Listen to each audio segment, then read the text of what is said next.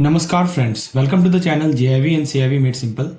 So friends, if you are preparing for Iibf AML KYC certification course, then I am presenting before you AML KYC examination memory based question paper which happened on 13th September 2025. So if you have not seen my earlier memory based question session, the link is provided in the description section of the video. You can go through them, and these memory based questions will help you gauge that which are the important topic from where the question have been consistently being asked, so that in the entire book if you go through, that is almost of 500 pages, so you can out of those 500 pages you can gauge out that yes, this topic is so much important, so you should focus on that. Similar wise, we have several previous year memory based question uploaded in my course, so you can also check that. So now let's begin with our first question. So the first question is, which of the following statement best describe the correct use of the word at par check facility? So the word is at par check facility by cooperative bank as per the regulatory guideline.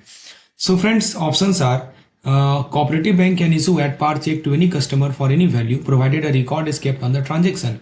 Option B say that at par check may be issued only to walk-in customer for amount up to 50,000 and to account holder who are KYC compliant. Option C say cooperative bank are allowed to issue at par check only for their own use. Issuing to customer is strictly prohibited. Option D say at par check need not be cross account payee if the amount is below 50,000. The peculiarity of this question is that every concept related to at par check will be clear if you go through this particular all the four options, and that is why what I want to do. If any question is asked based on this at par, you can easily answer it. So friends, please pause the video right now and think about the answer. Which of the option which do you think is correct? Let's see option by option. First of all, option number A. It says that cooperative bank can issue at par check to any customer for any value. It sounds flexible, right? But this is wrong. Why wrong? Because RBI has put a clear limit that bank cannot give at par check to anyone for any value, right? Bank cannot give at par check to anyone for any value. Remember it, right? For example, suppose someone walk in with 2 lakh cash and want at par check. Suppose one person is there who walk in with 2 lakh rupees cash and he want at par check. So what will happen? In that case, bank cannot just give it after noting it down. Strict control apply. Option number B says that at par check may be issued only to walk-in customer. Yes, this is the correct statement, right? So there are something to be kept into in mind while issuing the at par check. The first point is that that walk-in customer, right? So only walk-in customer can get the at par check, and up to how much? 50,000 rupees. That too up to 50,000 rupees only. Okay, against the cash. And what about account holder? If there is an account holder, they are also allowed to get at par check, but only if their KYC is compliant. And if the amount is 50,000 or more, in that case, check must be issued by debiting the account directly. You have to debit the customer account, not against the cash, right? So let me give you one example. Take the case of Mr. Sharma. So now Mr. Sharma, Mr. Sharma has fully KYC verified account. His account is fully KYC verified, right? He want a check of 1 lakh. Okay. So the bank can issue it, but only by debiting his account, not by taking the cash, right? That is called at par check. What about option C? Cooperative bank are allowed to issue at par check only for their own use. This is also wrong. Why it is wrong? Because yes, bank can use this check for their own need, but they are also allowed to issue them to customer with the restriction we have just discussed, right, in the previous option. Option D say that at par check need not be crossed account payee if the amount is below 50,000. Think about it. Do you think this is correct? This is wrong. So RBI say that all at par check. What RBI say? That all at par check, no matter the amount, must be crossed account payee. It must be crossed account payee, no matter what the amount, right? That is the point. For example, even if it is just rupees 10,000, the check must carry the account pay crossing to avoid misuse. Why there should be account pay crossing? That this way we avoid misuse, right? So friends, the correct answer is option number B, which clearly explains the RBI rule for both walk-in customer as well as the account holder. So what we learned from this discussion is that that cooperative bank can issue at par check only under strict law. First of all, walk-in customer, if there is a walk-in customer, right? So to walk-in customer, again cash it can provide only for amount less than 50,000 rupees per individual. And if it is account holder, he must be KYC compliant. If he is KYC compliant, then any transaction of 50,000 or more, right, against that amount, par check can be issued by debiting to the customer on account. Remember it. And one more point is that all check must be crossed regardless of the amount. All check must be crossed account pay irrespective of the amount. The purpose is to prevent the misuse, money laundering, and to keep transaction traceable. So that was a simple breakdown of add par check facility. Remember these limit, remember these condition, very important from your examination point of view as well as practical banking knowledge. So friends, I hope this concept is clear. Now friends, let's see the question number 2. The question number 2 we have is, in the context of banking regulation, which of the following is essential for opening pooled account for entities like mutual fund and pension fund? So it is a very good question. Options are no due diligence is required if the entity is government owned. Option B say the bank must verify that the fund has the required registration or approval and conduct due diligence with supporting documentary evidence. Option C say the pooled account are permitted only for individual customer with high net worth. Option D say bank can open pooled account for any entity without verifying the nature of the fund. So this question revolves around the pooled entity, right? So what do you think about the option?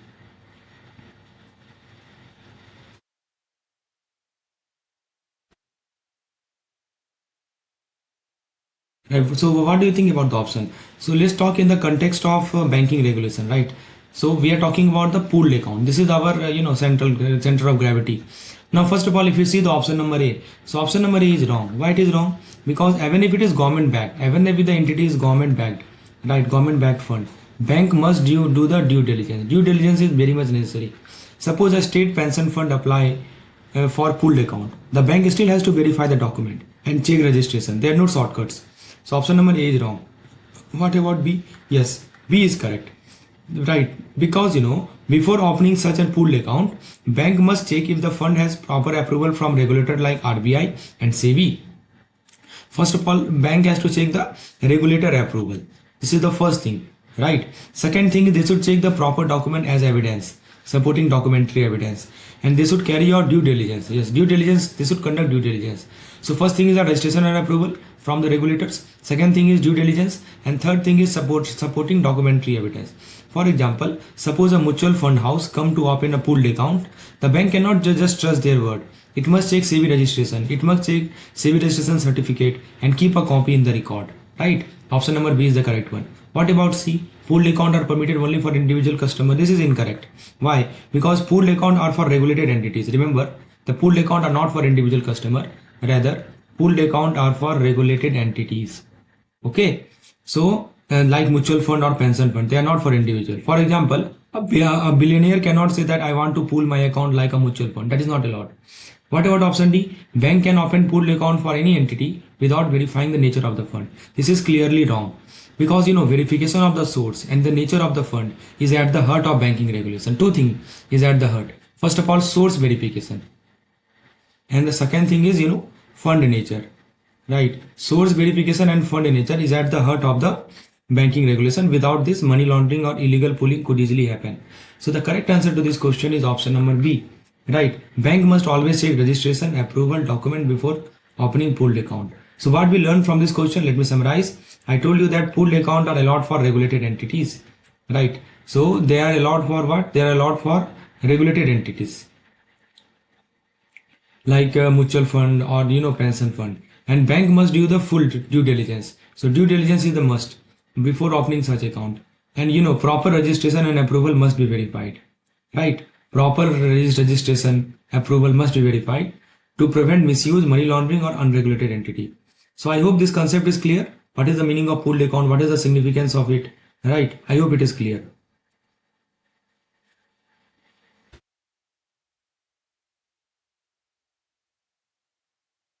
Now friends, let's see the next question. So remember, pooled account are powerful tool but come with a strict compliance check. Friends, if you are looking for study material for your AML KYC examination, then you can check out our course in the description section. I have provided the link, or you can install our app. Name is JAIIB and CAIIB Made Simple.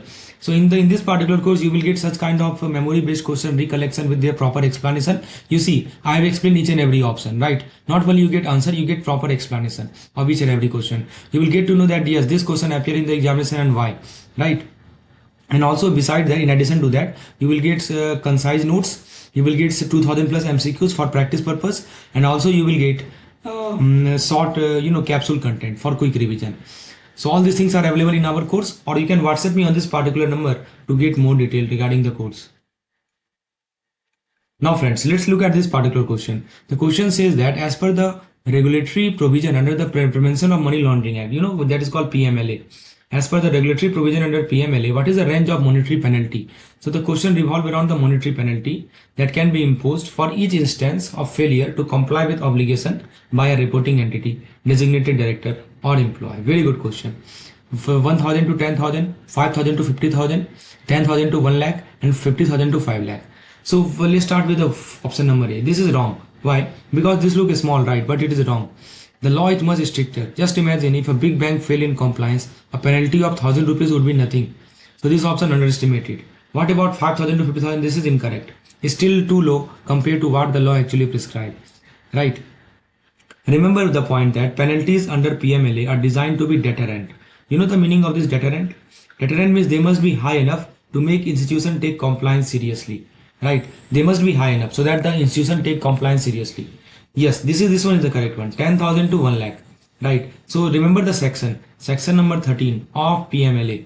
Section number 13 of PMLA says that penalties shall not be less than 10,000 and may go up to 1 lakh for each failure.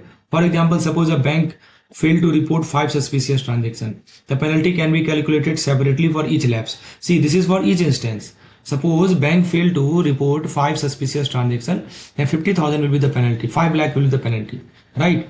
And option number D, this is an overstatement, 50,000 to 5 lakh. The maximum penalty is not 5 lakh per instant, it is capped at 1 lakh rupees, right? So what we learned from this question, we learned about section number 13 of the PMLA.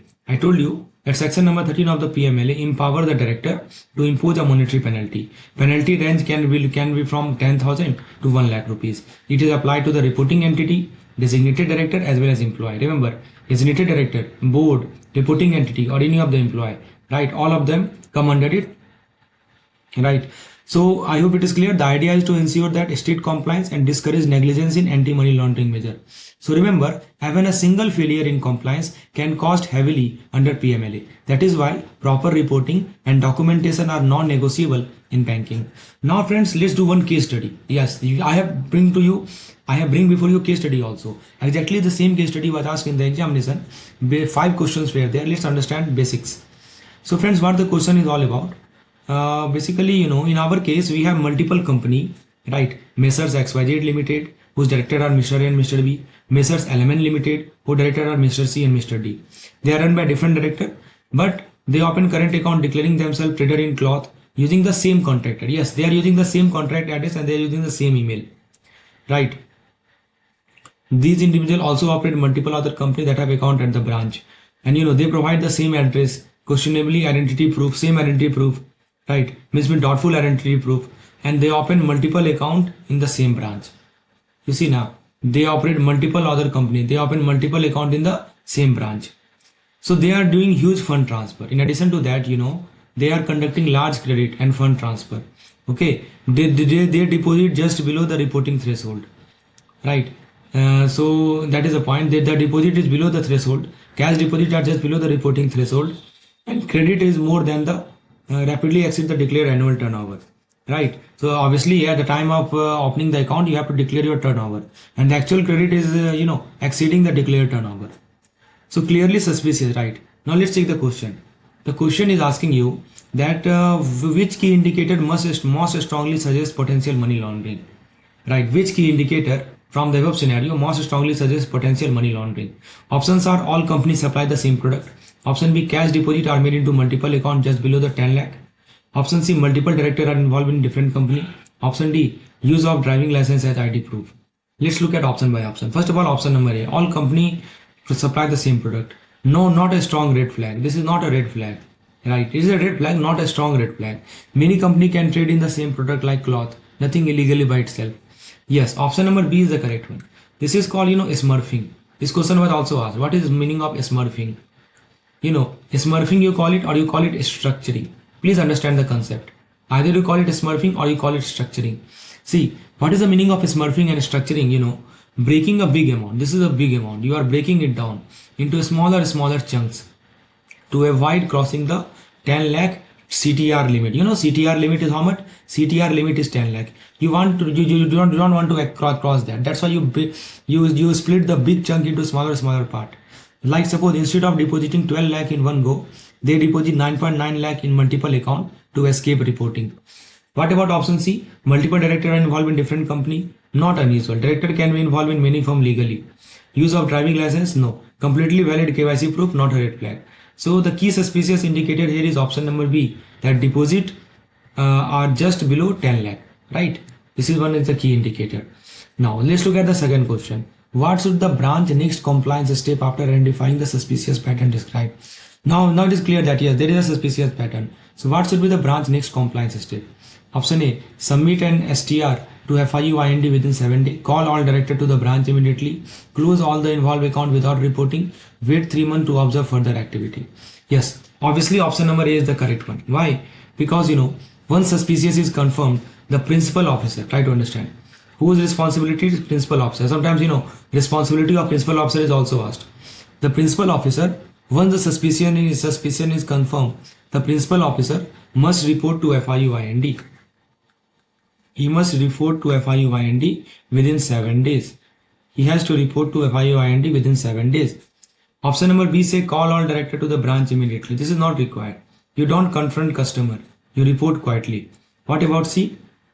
Close all the involved account without reporting. This is again wrong. Wrong and dangerous. Closing without reporting hides evidence. Wait 3 months to observe further activity. So law require immediate reporting. Delay is violation. If you delay, you are violating the law.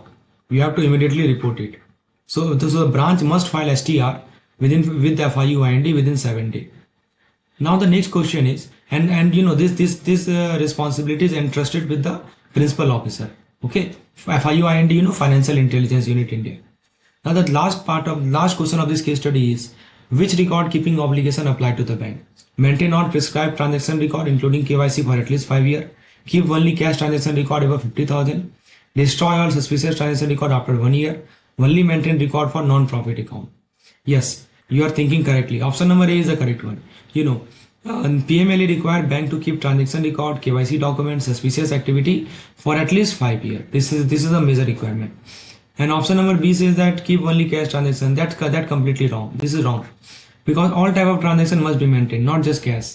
C says that destroy all suspicious transaction. This is also wrong. That would defeat the purpose of investigation. Why would you investigate then? If you are destroying all suspicious transaction record, why would you investigate? And option D says that only maintain record for non-profit account. This is again wrong. Because rule apply to all account, right? Rule apply to all account, not just NGO. So the correct answer is option number A, right? So what we learned from this discussion is that, we talked about the red flag. So what is a red flag? First of all, we talk about the red flag. So any cash deposit just below 10 lakh, this is a red flag, and this act is called smurfing. This act is called smurfing, or you call structuring. The action, so this is a red flag. What action should be taken? The action should be taken that you have to file the STR. Branch or principal officer of the branch, they should file the STR with whom? With FIU-IND. Within how many days? Within 7 days of conduct of concluding suspicion. Record keeping must be maintained for 5 years. So friends, whenever you see unusual transaction like deposit just below the limit or multiple account with fake addresses, think PMLA. Detect, report and maintain record. That's the golden triangle of compliance. There's a golden triangle of compliance. You detect it, right? After detecting, what you do? You report it. After reporting, what you do? You maintain record, right? That is a golden triangle. If you think that this video is adding value to your preparation, please hit that like button. This will motivate me to make more such content. Now, very good question from the book in front of you. The question is asking you, which of the following is not one of the 4 key elements mandated by the RBI to be included in the KYC policy of the bank? In the KYC policy of the bank, there are 4 elements, right? Which of the following is not one of them? CAP, customer acceptance policy. CIP, customer identification procedure. Option C is customer feedback system. Option D is monitoring of transaction and risk management. Now let's understand each option one by one. Option number A says CAP. So what is the meaning of CAP? Let me explain. So CAP means that bank must have clear rule on who they will accept as a customer.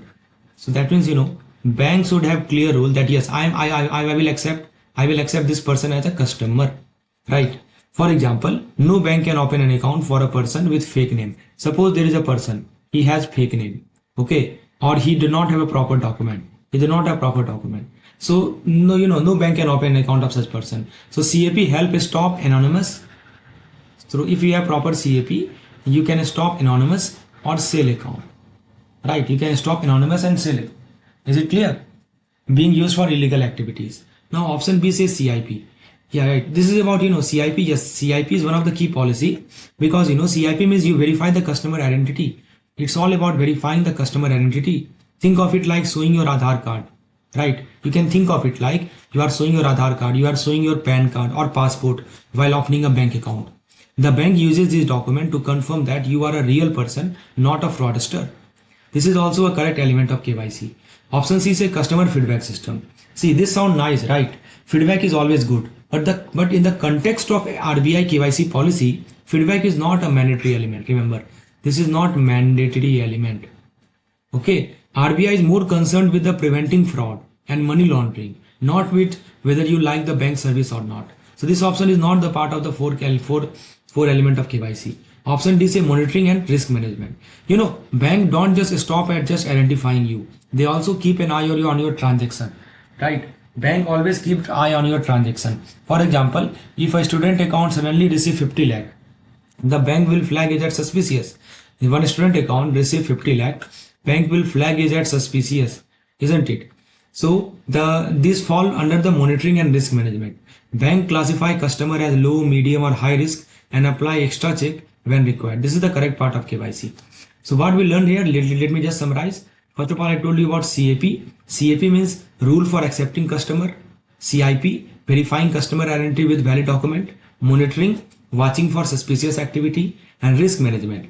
Risk management means, classifying customer by risk and applying a stricter check for higher risk one. But what about the feedback system?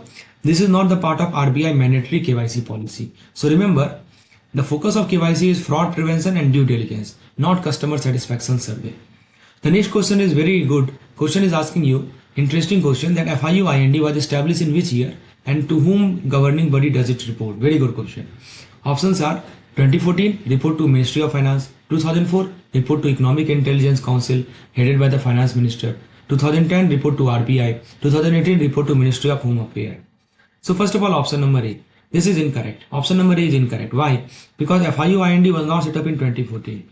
Right? It was created much earlier. Also, while it works under the Ministry of Finance, it does not report directly to it. Yes, option number B is the correct one. Remember, FIU-IND was set up in the year November 2004. Think of it as India's central body that keep an eye on the suspicious money movement. Like if someone is laundering money or someone is doing financial terrorism. Whom it report to? It report to the EIC. EIC, Economic Intelligence Council. That is called EIC, which is chaired by the Finance Minister. So who is the chairman of EIC? Finance Minister is the chairman of EIC. Just remember it.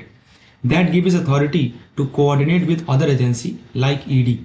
Yes, it can coordinate with ED. It can coordinate with CBI. It can coordinate with RBI. Right? So remember it. Option C is established in 2010. No. FIU-IND is not an RBI body. RBI may regulate bank, but FIU-IND has a wider role, covering all suspicious financial transactions in the country, whether through bank, financial institution or intermediary, not only bank. Option number D say 2018. Why mean report to the MHA? This is again wrong. MHA deals with internal security, but FIU-IND is specifically tied to the Ministry of Finance and report to the Economic Intelligence Council. Option number B is the correct. So what we learn from this question is that FIU-IND is a watchdog, right? They are the watchdog of suspicious financial transaction. Established in the year November 2004 under the Ministry of Finance, reports to EIC. EIC stands for Economic Intelligence Council. They work with multiple agencies like ED, CBI, RBI to fight money laundering and financial crime. Now friends, the good question is, which of the following best describe the technique of smurfing? Just now we have discussed in the money laundering. What is the meaning of smurfing? Options are depositing large sum of money into single account, breaking up large cash deposit into a smaller amount below reporting threshold, using offshore account to invest in legitimate business only, transferring money internationally without using the bank account. Very good question. So friends, option number A says the depositing large sum of cash into single account. See, this is actually the opposite of smurfing. If someone deposits huge cash in one account, it immediately raises suspicion, right? And trigger what? It triggers CTR. CTR, This is called cash transaction report, right? So smurfing is about avoiding attention, not attracting it. So option number A is saying that attracting attention. No, that is wrong. Yes, option number B is the correct one.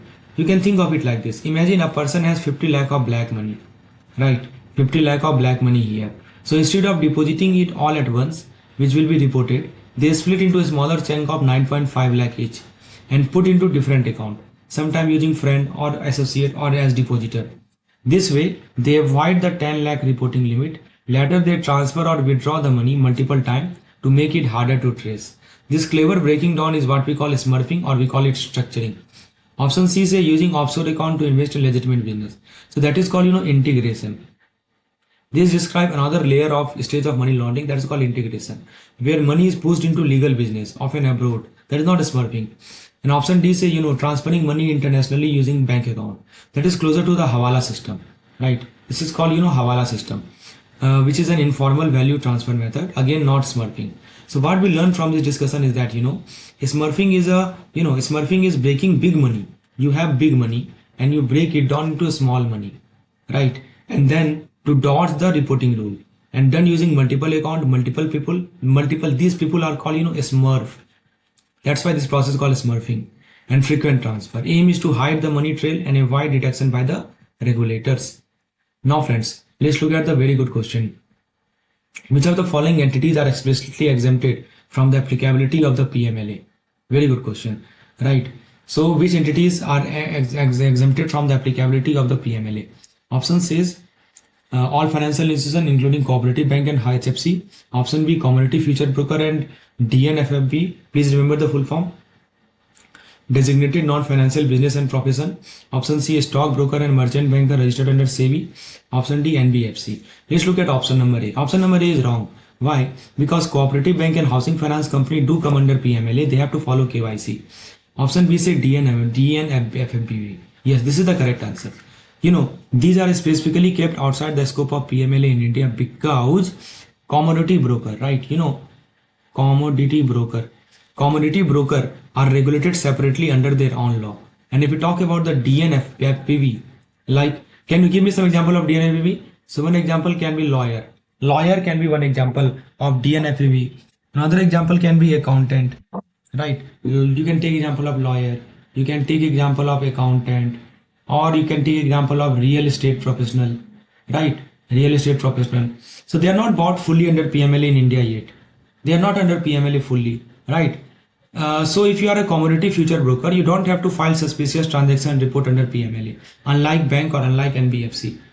What about C, stock broker and merchant banker?